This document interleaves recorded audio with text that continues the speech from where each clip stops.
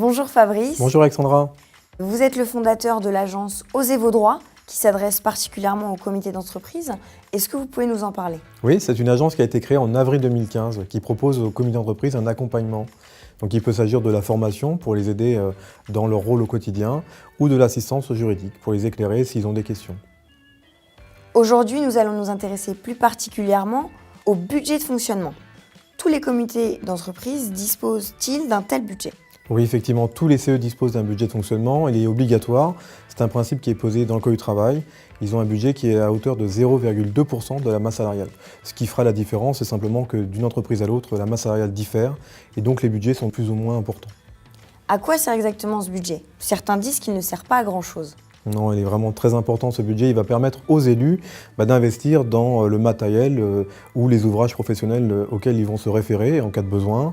Ça leur permet de financer leur formation, leur assistance juridique, de recourir à des experts. En tous les cas, ça sert à financer l'ensemble des moyens nécessaires tous les jours. Donc c'est très important. Il ne faut surtout pas écouter ce que disent les gens mal avisés. Il existe sur ce marché un nombre important de fournisseurs qui prétendent que leur offre s'impute légitimement sur le budget de fonctionnement. Pourtant, il ne s'agit pas toujours d'experts proposant des services en rapport avec ces activités économiques et professionnelles dont vous faites mention. Est-ce que vous pouvez nous expliquer cela? Le marché des CE, c'est un marché qui est vaste. Le budget de fonctionnement est très convoité. Donc il arrive que des fournisseurs inventent des offres dont, a priori, elles seraient imputables sur le budget de fonctionnement. En réalité, ce n'est pas toujours le cas. Il faut être donc extrêmement vigilant.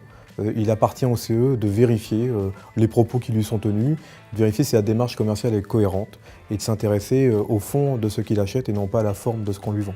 Le vendeur qui tromperait le comité d'entreprise risque-t-il une condamnation? Malheureusement non, c'est davantage l'acheteur, donc davantage le CE qui est exposé à être poursuivi s'il utilise mal le budget de fonctionnement. Comment faire alors pour distinguer ce qui relève du budget de fonctionnement et ce qui n'en relève pas? Il s'agit de se poser la bonne question, à qui profite le service? S'il profite uniquement aux élus, c'est du budget de fonctionnement, il n'y a pas de doute. S'il profite principalement aux salariés, c'est du budget destiné aux œuvres sociales. Si parfois la question ou la réponse c'est ça profite aux deux, il faudra ventiler les sommes, soit sur le budget de fonctionnement, soit sur les œuvres sociales, en fonction de la dépense.